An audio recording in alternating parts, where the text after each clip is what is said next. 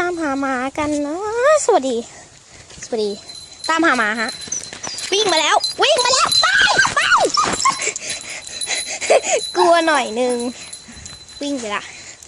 ชื่อมินนี่เพศเมียนะมี2 ตัวนะมี2 ตัวตายไปแล้ว1 ตัวชื่อคิตตี้ตายไปเมื่อนานเอง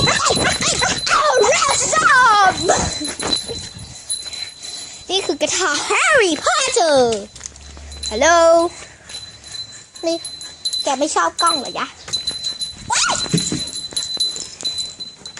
นะรักมากดูเฉยๆสิยะ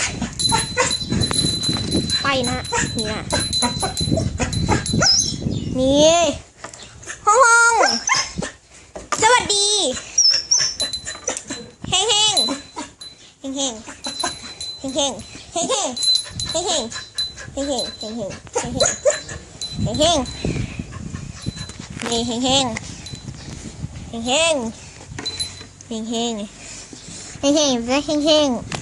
น่ารักมากคิตตี้ไม่ใช่มินนี่สิว้ายสะดุ้งหมด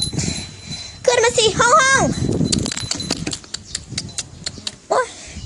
เกะกะว่ะอุ้ยเข็มละ